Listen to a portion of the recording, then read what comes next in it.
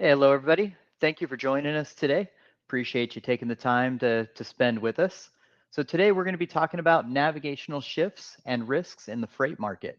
So, today my guest is Michael Carney. Mike, why don't you go ahead and introduce yourself? Hey, man, it's good to see you again. Yeah, my name is Michael Caney. I'm the Chief Commercial Officer for Highway, which basically means that I get the opportunity to represent us in our go-to-market function and kind of all of our customer-facing and partnership activities. So I've been with Highway a couple of years, really since we took our Connect product to market, and I've had a tremendous amount of fun. I've been in the business for about 20 years, most of that as a freight broker. So what I tell people is it's great to get on the side of the technology platform and get to sell to my friends and hang out with them and hopefully try to make their lives a little bit better. Excellent. Thanks for that. Well, I'm Walter Mitchell. I'm CEO of Tai Software. Tai Software is a TMS for freight brokers. I've been Tai Software's been branded as Tai for about a little over 4 years, almost five now. And I've been in the TMS space for freight brokers for right about 20 years as well. So similarly, I feel really fortunate to be able to work with brokers so often. And it's definitely a segment of the industry that you just kind of fall in love with, right? And Yeah, maybe something that we just can't leave once we get into it. I've So tried. I really have tried. Like I tried a couple of times and like I just keep you coming can't get back. away from it once you're in it. Yeah. Well, this should be a fun conversation. I really appreciate you taking the time to meet up with and Yeah, talk man. today with me too, because it's always a good time chatting with you. And now we get to record it and let other people listen to us have a conversation. Yeah, So, yeah, that's awesome. so It we'll would have talk been more great about if we could books. have just bottled up like all of our 10 conference. I feel like we're just probably going to redo that, but like Yeah, that's for sure. fine. Yeah, I'm good with that. Yeah. Yep, it's always good. So one of the first things we're going to talk about today was we just wanted to touch on how risk is changed for freight brokers, Yep. and what are some of the most common areas of risk for brokers today. Yep. So let's kick that off. I'll let you kind of lead that. Yeah, man, I think the dynamic of risk has changed. When I was early in this business, risk was really associated to a couple things, and it was what I would say pretty normal or vanilla. Um, and if you just look at insurance coverage, told that story, which is you had two things. You had contingent auto liability if you're a freight broker, and contingent cargo.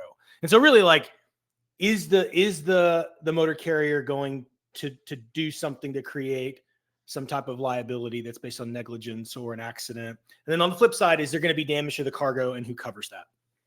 Those are all Yep. pretty kind of vanilla things. And over time, like plaintiff attorneys, they found a honey hole of related to vicarious liability or negligent hiring, and then started trying to loop freight brokers into that. So that evolved the nature of risk. But today, presently, the risk is really around reputational damage associated with losses, right? So a broker can have a loss if there's a double brokering event, a fraud event, or then some type of theft that isn't kind of old school, straight up cargo theft, right? So Yep. pilferage, fictitious pickup, some gaining control of a legitimate motor carrier by a bad actor and sending them to a warehouse. So there's a lot of different flavors where something happens to the cargo, and even if the cargo isn't damaged, the broker is suffering a loss. So even if the cargo is not being stolen, Mitch, they're going to try to shake the broker down for money, and ultimately the shipper suffers, the broker suffers massive amounts of losses in the millions. And then there's also the way where the cargo is directly affected.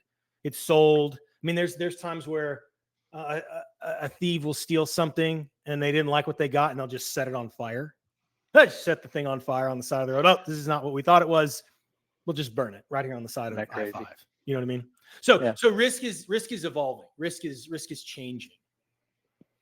You mentioned something interesting there too that I think is important is like as a broker, negligence is such a well, for any company or anyone, negligence is such a big word because negligence now poses a lot of liability, and there's that legal liability, and we all know Mhm. the C.H. Robinson litigation, and there's been other litigations that have broken both ways for and against brokers on how much liability they take on. But Yep. you mentioned something interesting there. There's like it's not just about negligence; Yeah. it's also about reputation, Yeah. right? And Yeah. and um, it's important too, because like as a freight broker, and I see this a lot amongst freight brokers, is there's that sense of responsibility, Yeah. regardless of the legal negligence side, Yep. but the sense of responsibility. Like I don't want to be the guy who's double brokering freight. I don't want to be the guy Yeah. who's losing freight, Yeah. because I mean, in the end, that loses customers too, right? So maybe it is a little bit cyclical in the fact that we're trying to Yeah. protect our revenue from that. Yeah. But that sense of responsibility and reputation definitely has a big impact on that, on the type of risk and the amount of risk that you want to take. Yeah, you bring up a really good point. I was actually kind of thinking through this morning. You know, I've worked for a couple of large asset carriers and run their brokerage within it, and one of the guys on my team used to run the brokerage at US Express, and we talk a lot about just the nature of the way a traditional asset motor carrier will engage with a shipper versus a broker. And you know, a traditional asset carrier, and I have some friends that are gonna, you know, throw stones at me in the comments for this, but they're typically planning a truck, and if something is amiss, they're like, hey shipper, you need to fix this, the appointment's wrong. Like they're just like, hey, like I'm planning a truck, and shipper, you need to make sure that everything's right so that my truck can do what I told you my truck could do. We're a broker, and this is kind of where one of the things we talk about at Highways, it's our job to own the outcome on anything that we can own the outcome for our customers. And really, we modeled that after freight brokers, because freight brokers, to your point, they're always looking to own the outcome. If something Right. goes wrong at the shipper, the attitude of a freight broker is, I get paid to fix that if I can. I'm going to reschedule the appointment. I'm going to find a different truck. I'm going to find a warehouse to transload the product if I have to. The attitude of a freight broker is not, I better call somebody and get them to fix it. The attitude of a freight broker is, I'm going to fix it because that's what they pay me to do. Exactly. And so shippers expect that.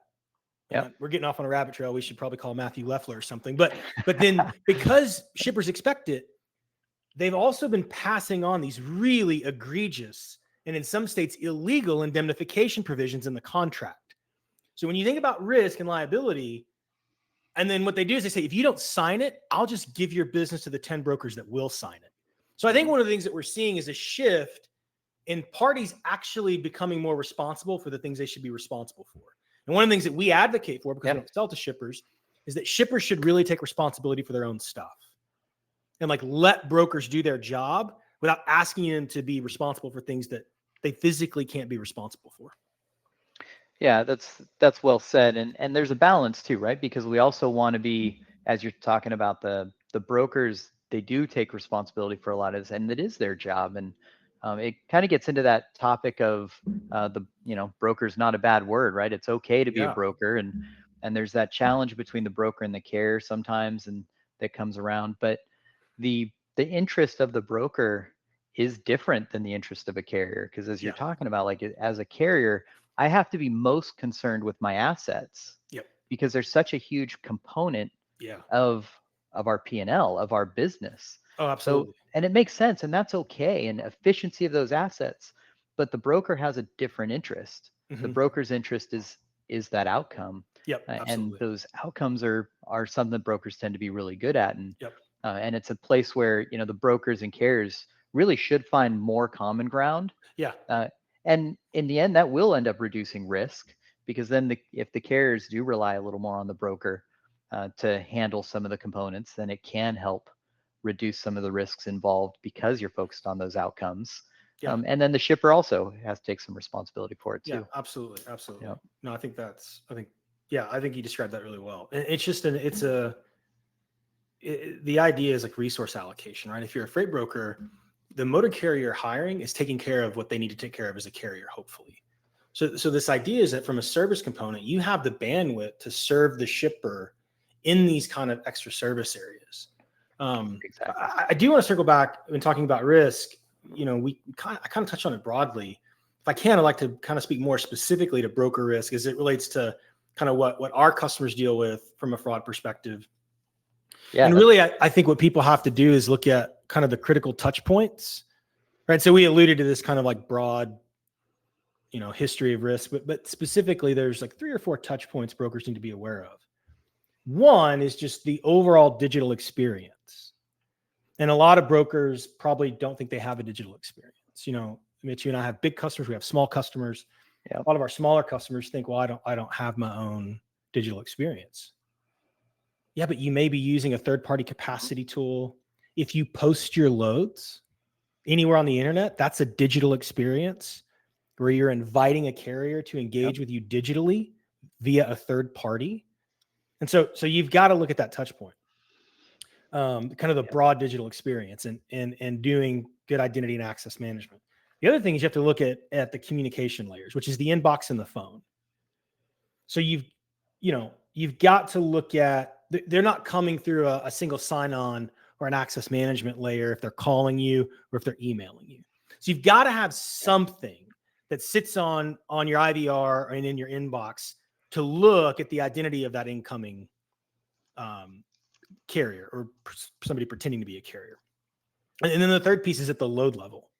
So you can do both of those things and you can do them really well, but we're really committed to taking freight brokers is to compliance at the individual transaction level based on the specific date, the OD pair, and the commodity type.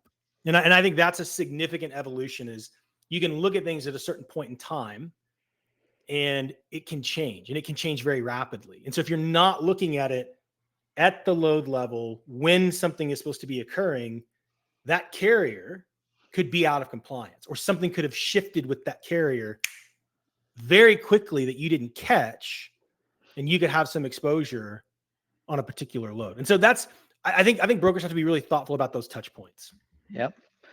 Yeah, and that, I mean, you mentioned like the digital experience, and you're right. Like we all have a digital experience that we're going through, and those touch points can vary, but making sure that we're taking advantage of those touch points in the right way Yep. is an important part of it. And if we're not using them appropriately, it does expose us to a lot of risk and liability, right? Yep. So that's one of the areas that's really impressive that you guys are doing at Highway is helping advance the speed at which we're identifying some of these potential risks and mitigating them, right? Because the earlier you can do it, and the more you can integrate that risk management into your daily life cycle, the better it's going to be in overall anyway, right? Like we can't have risk management being outside of our touch points. We can't have risk management being later in the process or after a shipment picks up or a separate department. I kind of remember that in some of the freight brokers that we worked with a long time ago. Like the risk management person was outside of the operations team and the sales team. It was a completely different person and group. And it would always be like you're working to move this freight, the shipment gets booked, the carrier gets some information, and then you just send it over to the compliance group and they worry about all that other stuff. But you can't do that. Like you have to be at the time of touching and even validating to make sure that the email you're communicating with via text message, like, is this really their phone number? Is it really their email address? Well, you bring up another interesting point, which is where does risk sit in the freight brokerage? And, in the scenario that you described, risk sits in a different department, and you described it as an after the fact kind of thing. Like, hey, we loaded this carrier and I hope someone's watching the store kind of a scenario. And oftentimes that would happen, once a carrier had been set up and in the system. We call it, is the carrier set up? Are they in the system? That was kind of the old way we used to talk about it. All right, I got to get you set up.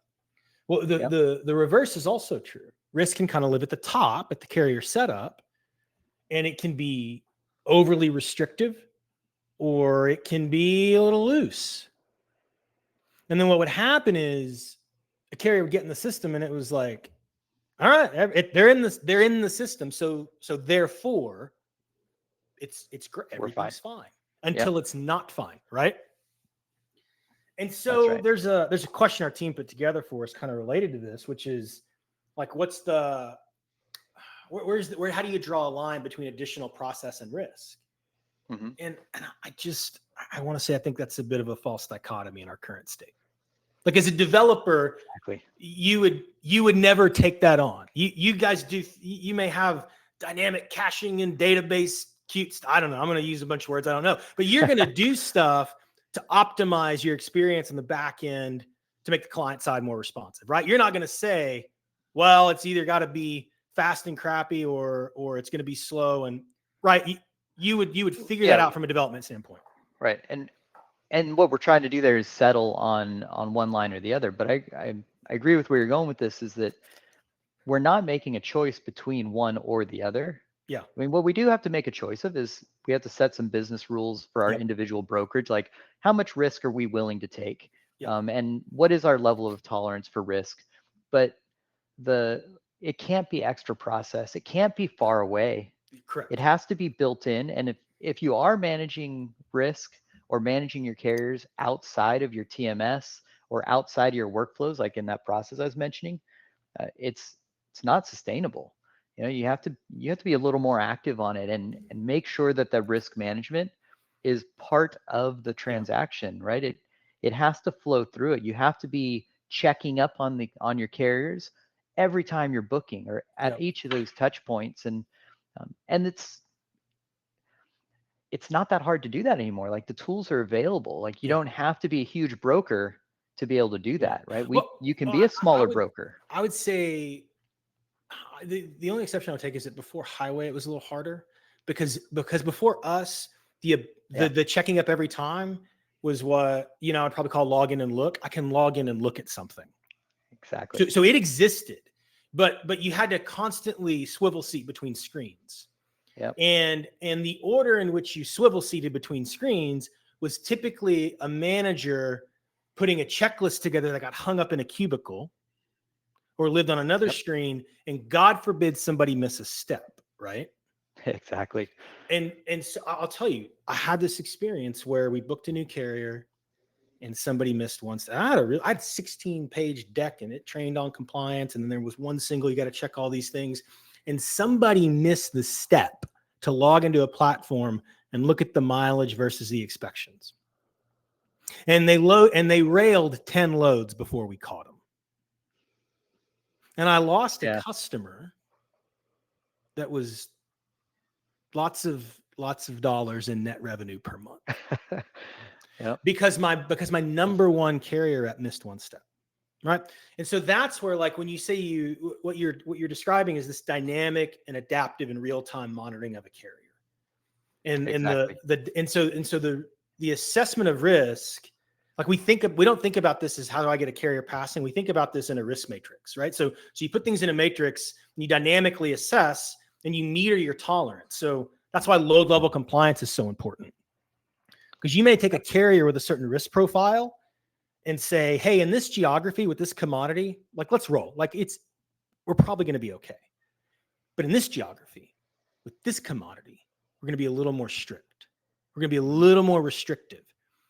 So when you go, if you try to train a cradle to grave broker, a booking rep, it doesn't matter the model, to manually go do that, it's going to break down. And it's going to break down the most when there's the most friction involved. Like the greatest propensity is when there's a lot of friction. So that last minute load, that hot load, that failure. But if you do it real time and dynamically, like we're working on integration with you where the carrier is just not even allowed to be on the load. Mm-hmm. And what we'll do is we'll surface only the carriers that can actually pull that load. So you're not even looking at the other ones, right? We're creating these real-time dynamic cohorts where it's like, these are the carriers you can book for that. Even though these other folks are in your system, they can't do that. They can't pull this load or this group of loads. Does that make sense? Yep. And so what we're trying to do is create speed for the user where they're not having to do extra steps, where they can, cognitive load is a big deal. I'm sure you think about that in development, right? Like, how do I obsess over a great user experience? It's a bad user experience if they have to make two different decisions. You know what I'm saying? Exactly. Like I got to filter out the bad and focus on the good. If I can just filter it all and give them something to focus on, they can go a lot faster. Exactly. And let them know when something is wrong. And that's exactly it. Like, the technologies are there today to support this in a way that makes it so that your team doesn't have to necessarily have all of that expertise all of the time. because they are going to make mistakes. Even your best rep is going to make a mistake Yeah, sometimes, as the example absolutely. that you were showing. And so let's give them the opportunity to not have to think about all that every time, and make it a little bit less effort for them, a little bit less friction. Yeah, And it's really what you guys are doing and what we're doing is no different really from the broker model, and that concern of the outcome. And we want the broker to be able to be focused on the shipper. We want the broker to be yeah, focused on the outcomes for the shipper, yep, whereas you guys are focused on the outcomes of the risk management for it and yep, bringing that into the system. yeah, We're focused on the overall experience for the broker and getting them through the process without each shipment, getting them through each shipment's process without additional work and additional overhead, and allowing that process to flow. So essentially, we'll take care of the technology expertise. yeah, You guys take care of the risk expertise. The broker takes care of the logistics expertise. And in the end, we build a spectacular outcome yeah, for the shipper. But yeah. we do that by each offering our areas of expertise. And together, we can take the technologies, the risk management, and the broker expertise and build a great Yeah, experience. yeah. Man, I think you're touching on something really important, which is um, just how important vendor partnerships are for 90% of freight brokers. Because I think you'd agree that most of our customers don't have like these large product teams, Exactly. right? That are thinking about tech stacks and like they just don't, man. You know, And they shouldn't have to. no, not Right. in their space. Like a Yep. 50 million dollar broker shouldn't have to have a product leader, right? We should take care Right. of that. And For sure. so I think one of the things that's really important when a broker is evaluating a vendor, because I've paid a lot of software companies a lot of money over my career. And vendors should stop trying to be all things to all people. So like, one of the ways I want to make my customers successful is, my customers that are Tai customers, I want to make them wildly successful by helping you improve your product, right? If I can offload risk related, Exactly. if there's things that I can offload from your roadmap because I can supply that either from a data perspective, a user experience perspective, you get to go faster on stuff I'll never do. And Yep. the broker gets the benefit, right? You get really sticky. I get really sticky. They're happy and they didn't have to hear about it. You and I just figured it out. We just figured it out. Exactly. Yep. And I really think for the last 10 or 15 years, and you've been in this for a minute, man, your company's gone through some iterations. I think you'd agree. I Yep. think vendors have failed to figure that out for a long time. Yeah, I agree with you. And there was a period of time too, and technology changes just like risk management changes, just like the freight broker experience changes. And today we are in a place where connecting between our two systems, it's really not that hard. Oh, And absolutely. we can do it as long as your system is built on a good platform. Like, I mean, if you're dealing with like an old on-premise system that doesn't have APIs, okay, maybe it's going to be a little harder. Yeah. But a modern system, Yeah. a modern company like yours that are built on good technologies, we can make these connections Yeah. a little easier. Yeah. But then in addition to making the connections, we have to think about the experience. Yeah. And that's where our product teams really thrive is Yeah. is how do we build a great experience for both sides Yeah. so that we're reducing that friction. And that part's challenging and Yeah. requires some thought and Absolutely. work, but we can make the connections and we can share data with partners. And Yeah. the same thing applies to other partners in the space. Like, you guys do an amazing job with risk management and compliance, and Mm-hmm. handling that part of the experience. But there's other partners that as a freight broker you need to work with, like for Yeah. example, trucker tools. Yeah. They do a great job with the tracking management side, and some of that component of it, and other partners out there that do such really good work in their Yep. specific areas. Yeah. And we need to bring all those together, and we can today. Yeah. So it's not as hard, and No. using today's technology. So let's lean in on the companies like yours that have such great expertise in your specific area, Yeah. bring them all Absolutely. together. And then even as a smaller freight broker, a guy who's doing 10 million a year or 5 million a year, you can get enough tools together and you can compete at an exceptionally high level. Yeah. Honestly, you could Like, yeah, probably have as absolutely. good a technology as C.H. Robinson or any of the other guys. I just You know, helped. I have a friend that has moved around a couple places, and he's launching a broker for an asset carrier, and yeah, he's using a really lightweight web-based TMS we have integration with, and I mean we're standing him up like, and he's going to hit our capacity API link for lane certainty. I mean he's going to have as rich of a tech stack as I had in a $150 million business, 15 years ago. yep, That he would that we couldn't have put it together 10 years ago. But exactly. it is absolutely possible to do it today within a reasonable budget. It's absolutely possible to do it. Yep. Yeah, that accessibility is important because that's where you can really reduce your risk the most is if you can lean in on a company like Tai Mm-hmm. for your TMS and take advantage of all the capabilities and the connectivity that we have, and then you can lean in with Highway and take advantage Mm-hmm. of everything that you guys are providing. Like the reduction of your risk just in doing that is tremendous Oh yeah. compared to running, on some of the old school platforms or some other ways that we've traditionally run freight brokers. And the, like now is a great time to be doing it because it's so accessible, Yeah. and gives you a lot more opportunity. Not to mention how much you can grow. The reduction of Mm-hmm. risk is one side, but your ability to grow and scale your business is Mm-hmm. also another huge component of that. Yeah, one of the things that a principle that a consultant friend of mine introduced me to some time ago, we were actually doing some compensation consulting together, and we were talking about like compensation design and the role of that design and what it's meant to do, and kind of role differentiation and how you do those things. And I promise it relates to technology. And one thing she told me, she said, our job is to turn that down the noise. So Yep. if we understand the role and the outcome of the role, and we appropriately align the elements of the incentive comp to the role, what we've effectively done is turn down the noise on the role because we've helped them to understand where to focus. And if we Yep. do that across all the roles together, then we turn down a whole lot of noise and we get everybody rowing the boat in the same direction. I really enjoyed that principle, and I think about technology the same way. That the job of any good technology vendor, and you alluded to this earlier in talking about our job is to work together to create great outcomes for the shipper via our broker customer, right?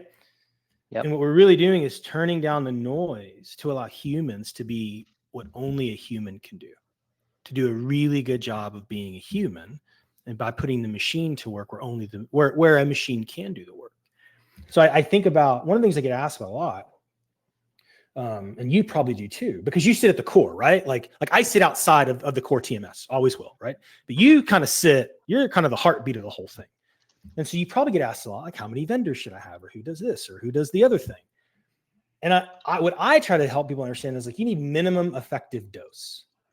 Yeah, It's something I that Tim like it. Ferriss kind of popularized in his book 4 Hour Work Week. And one of the things he says is like, water boils. I don't remember the temperature, whatever it is.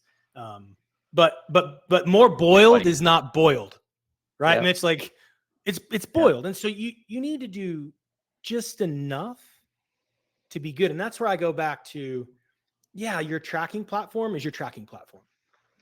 Don't That's let them right. do a whole bunch of other stuff. Like, right, where you've said, like, this is what I do, this is what you do. You need how many vendors do I need? As few as possible. You need the minimum effective dose for your business today. And if something That's changes, right. hey man, add something, right? Like call Tai and say, hey, I need to Yep. do this thing. Who's the most efficient? Not based on the webinar I saw, but in terms of other brokers that work with Tai, who integrates the best? Because that's the other thing too. You can have multiple vendors and they're all competent, but if their integration with you isn't good, it's going to be a bad user experience, right? So That's right. I try to think about like you should have as little noise as possible, minimum effective dose, fewest number of vendors you can have that turn down the most noise, give you the most throughput without having to manage multiple people, multiple integrations. Yeah, I like the point about reducing noise with the partners, right? Because That's really part of the advantage of using them is we use this expertise because you understand that segment of the business and can reduce that noise. And so bringing in key strategic components Yeah. and and you're right. I don't think there's an actual number of vendors that's the right one because it's different per business.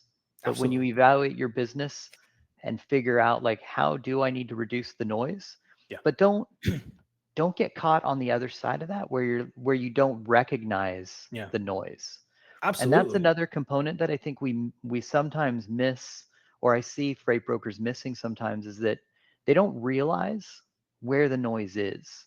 Yeah. And it's okay to ask for help, Yeah. right? It's okay Yeah.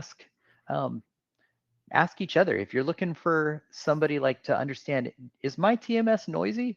I mean, you know, don't just ask a TMS vendor. I mean, I can tell you who's noisy and who's not, Yeah. but I might be a little biased, right? By the way, But Ty's the best, right? yeah, Ty's obviously, everybody. Yeah. obviously, yeah, that went without saying. Yeah. But like ask around Yeah. and check, like, hey, is my TMS noisy? Do I have a good compliance Yeah. program? Because we get used to the path we're on, and we don't hear the noise anymore. Yeah.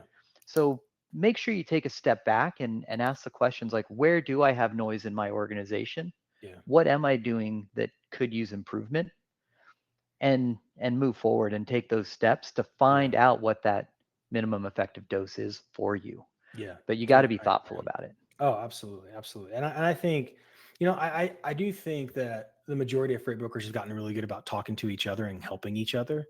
I mean, I think there's For a sure. certain core of us in this business that we do not view kindness as like some type of like competitive thing. Like it's okay to be kind. It's okay to understand that there's a certain element, like we're Yeah. all in the same fight.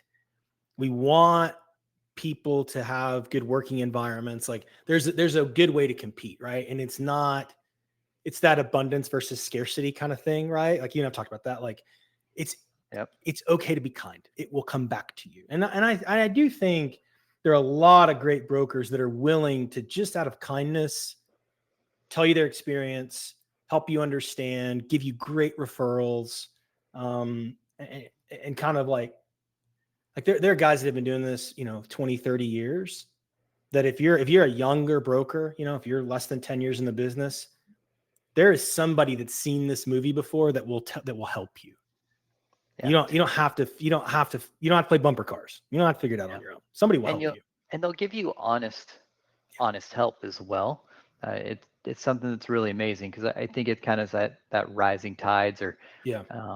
raise all ships kind of a thing. And also maybe tying back to the initial area where, I mean, at the end of the day, freight brokers are companies that are trying to help shippers Yeah.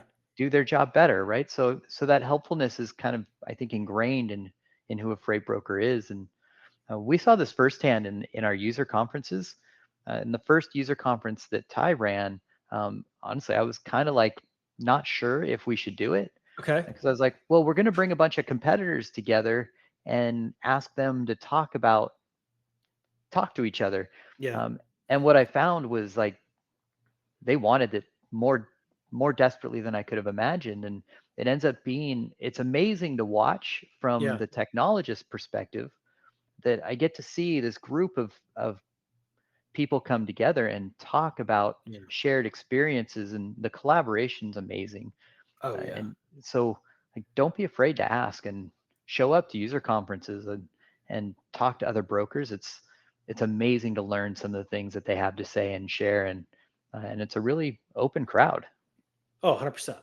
Yeah. 100%. Yeah. I think, and I learned so much just hanging out at TIA, hanging out at UserCon. Like when I was in my 20s and just trying to, oh, so stupid, man. I thought I knew way more. And I'll probably say that when I'm in my 50s, Mitch. But, Yeah. but I mean, I learned so much just hanging around folks that were kind enough to put their hand on my shoulder and go, "Hey, kid, we tried that. I know you think you got a good idea. It's been done. Let me kind of tell you where the landmines are." Yep. It just saved me so much heartache, so much heartache just by showing up where people were and being willing to listen and be coachable. You know what I mean? Yep. Yeah, it makes a huge difference. Oh yeah, 100%. Yeah, and it's available. The resources are available. Yeah, absolutely. So let's we've kind of distracted ourselves a little bit from risk, right? We've Yeah. talked a little bit about vendors, which was part of having good vendors is definitely a component of that Mhm. risk strategy. Um, and we talked a little bit about that part, but let's kind of cycle back around and talk about the second half of the year. Okay. And like kind of what changes do we see happen in the rest of the year in 2024? What freight market changes and so forth. So any thoughts there? Yeah, I've got kind of three thoughts on that. I think one, you're going to see consolidation among providers. I think you're going to see more Yeah. brokerage M&A, and even if you don't see those announced until next year, I think you're going to see. Here's what I'll tell you. I know it's being discussed right now. I think you're going to see more. I think you're going to see more M&A among freight brokers and even motor carriers. And some of that consolidation is just going to be through failures. I think there's going to Yeah. be several hundred small brokers fail that we never hear about. Yep. We just don't hear about them, right? For They're out of sure. business or whatever. And I also think you're going to see investment, like venture or growth equity investment, shifting away from some of the shiny toys, kind of the peripheral stuff that in my opinion, as a user who used to try to get pitched on this stuff to sell it, got way overhyped, right? Mhm. I think you're going to see investment shifting away from that. I think you're going to see some failures in that space. I think there's some companies that exist in some very fringe areas that got way overfunded that are going to go away. Yeah. And I think that's going to turn some noise down too.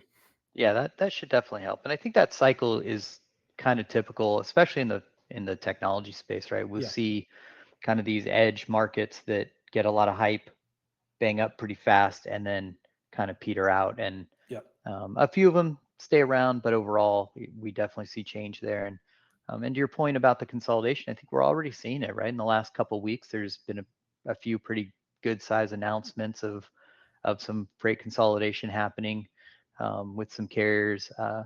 But I think in addition to that, I think we're gonna, the big question that I think I hear answered all the time is, are we out of the bottom? Is it going to start to rise again? And to that I say, like that, I don't know that there is a right answer to that, but I do know that if we focus on our business and we focus on reducing noise in our business, if we focus on putting the right technologies in place and focusing on our operational effectiveness and make sure that our business is strong, Yeah. it'll position ourselves really nicely, regardless of whether or not we stay at kind of a challenging segment in the market Mm-hmm. or if we start growing. And so from that point of view, like I have a hard time like, rubbing the crystal ball and saying like we're going to be expanding again in the future, or Yeah. that we're at the bottom and climbing up or not. Like it's so hard to tell. Yeah. But what I do know is like if we focus on our business, regardless of what point we're at, it's Yeah. going to position us to be really good in 6 months and to be Yeah. really good in 25. I agree with that. I think when it comes to crystal ball predictions, I think there's a couple guys on LinkedIn from a couple different places, and you should just go watch them fight about it. It's great. And one of them will be right, and we'll get to look in the rearview mirror and pat one of them on the back, and it'll be great. I don't know. When I was still running my consulting business, I stole a line from Drew Wilkerson that I gave to every client, CEO of RXO, which is there's a playbook for every market. And no matter the cycles or hurricanes or elections or ELD mandates or I'm just thinking of all of the CSA 2020 back a long time ago, all of these little anomalies that produce pandemics, not a little anomaly, a big one, but there's a playbook for every market. And the brokers that I see doing really well are the ones that know how to focus on their fundamentals and they know how to adapt those fundamentals. So I don't know if you had a chance to listen to the C.H. Robinson earnings call. C.H. Robinson's caught a lot of negative press over the last few years, CEO change. But they're doing some really cool things with technology. I know some of those people there, and what they're doing is really exciting. But if you listen to what their new CEO said, he talked about their scorecards and their levers and their measures and just really uniting the team around those KRAs, those key result areas that are going to drive their business, and continuous improvement, that he kind of brings from Ford and Amazon. And so you can boil that down to look at your load to carrier ratio if you're a freight broker. Look at your customer utilization. Look at your lane density and how you're partnering with carriers. That doesn't take you don't have to buy anything new to do that. That's If right. you're a tie and a highway customer, you're covered. We can help you. Yep. We can give you analytics on all that. We can help you find the right carriers and the right OD pairs to go capitalize on your shippers. Like, you don't need anything new. If you're listening to this call and you're our customer, you don't need anything new to go really be a great fundamental broker. And if you do that, and the brokers that I've seen weather the storm really well are brokers that had really great fundamentals. The brokers that I either watched go away or burn out are the ones that chased and played with shiny objects. Yeah, that's really well said. And I think that is probably the best advice that a broker can have moving into 2025, right? Or through the rest of this year, through 2025 and onward. Focus on those fundamentals, right? Be good at what you do, and make sure that you're running a really solid business, operational effectiveness.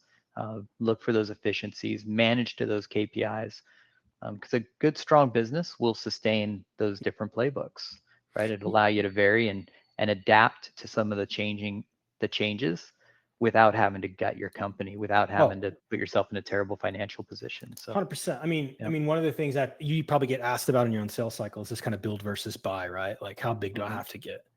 I've seen your software. I'm telling you right now, a freight broker that will focus on the things that have made freight brokers successful for over 30 years can build $1 billion business on Tai. And why do I know that? Because there are older, antiquated systems. I mean, I've got 2 customers that built $800 million businesses on, I'm not going to say who they were, but they were old, like real old. But man, operating fundamentals are through the roof at these companies.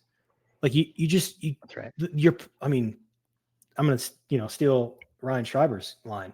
Friends don't let friends TMS, right? Like you need to pick the TMS that's best for your business and go long. Like, just focus on the core of your business, and it's so disruptive to play with that. It's so disruptive, right? Like, pick the thing that's going to work for you. Like, if you need to upgrade, that's fine. Like, if you need to come off of something that's on-prem, go. There's all kinds of good reasons to switch TMSs, but that's probably not the thing that's going to take you from 100 to $1 billion. That's right. Yeah, you have to have something that will grow with you. So if you are on a really bad platform, you got to change it. You got to move to a platform that will grow with you, right? That'll partner with you. That'll help take those next steps. But a TMS for a freight broker, you have to think about core versus context. It's a piece of context. You should use, taking advantage of like Tai's TMS, taking advantage of the highway products.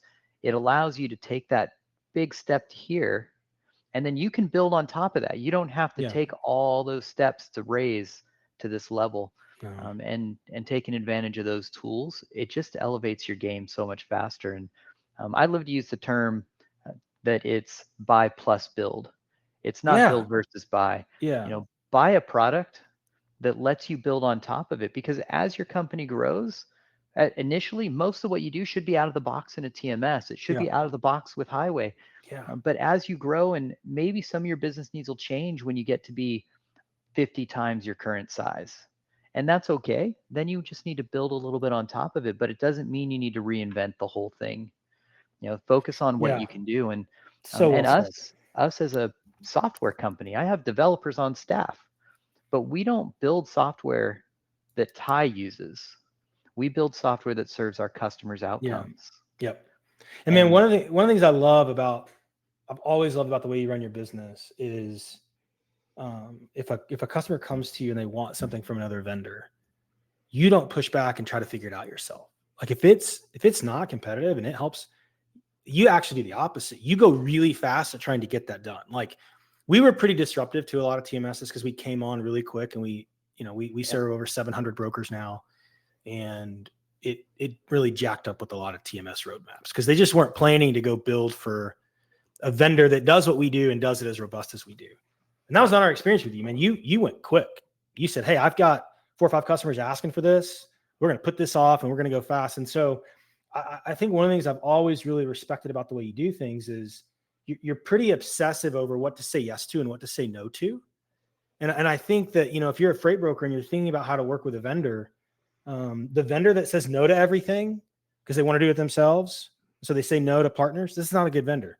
And the vendor that says, well, we can just do it all, also not a good vendor, right? Like, I think you would agree with that. And I really, for sure. I mean, I just want to thank you for being a great partner and for moving really fast with us early when we were a little bumpy and we were still working out some of our docs and some of our own rapid growth. And I've just always really respected your ability to live in that tension and really try to serve your customer well. So thank you. Thank you for being a good partner for us.